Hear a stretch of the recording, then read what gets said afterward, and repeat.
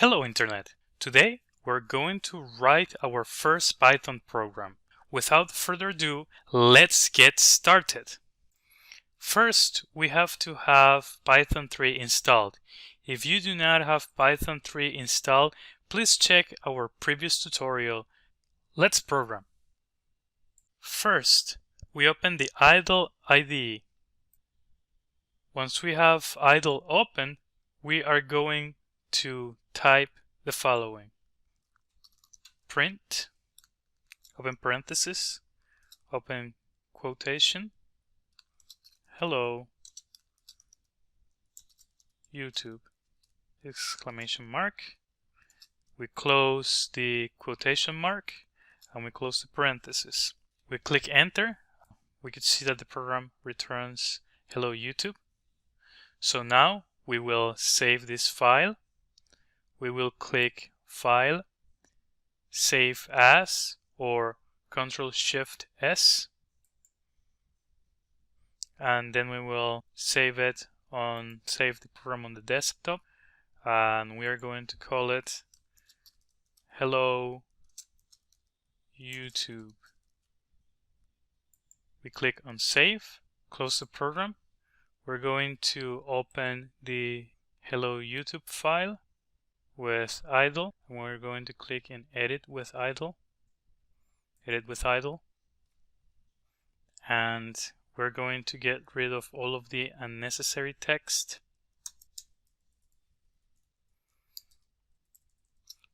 Without this step, the program will not execute as we are intending. So now it's very important that we insert the input command. The input command will stop the program from closing automatically, so we're going to save the program. We could do save or Ctrl-S. So we click on save. Now let's test the program to make sure that it's working. Now we will double click in the Hello YouTube program, and as we could see, the program has typed Hello YouTube. But now let's take it one step further. Let's improve our code. In this case, what we will do is to type print,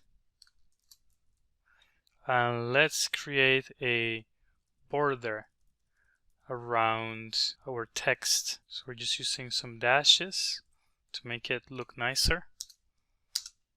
We will use the pipe symbol, some space, pipe symbol,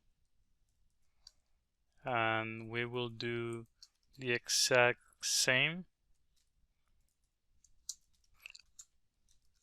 We will talk about comments in a further video in which we will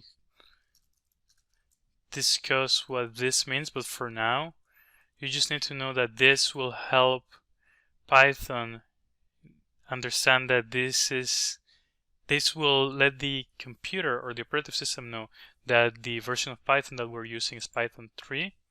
And let's write a comment: improved, let's call this improved Hello YouTube program. And remember, comments can be really useful to explain to the user what the program does. Let's make this a little bit more readable by giving it some space. That way we know that here is where the text is displayed. And then let's add some clarification here. The input command waits for the user. That should be good enough. Now we do a save or Ctrl-S. Let's close the program and let's run it again. And as you can see, we have improved our program just a tiny bit. We could go even further. This time around, let's use escape sequences.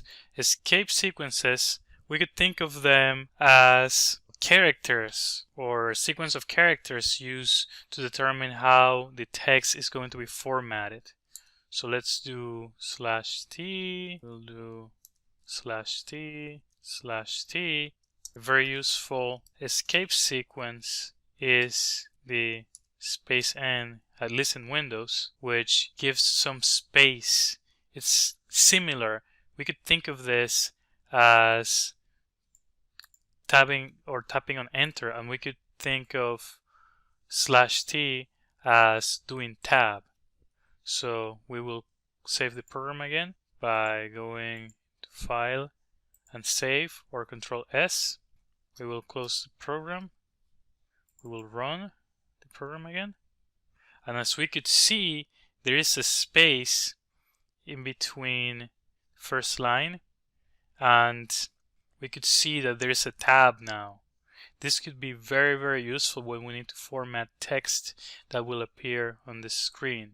So I would like to add just a tiny bit of space between the first pipe here, and I will just trim it here. We want to make those changes there.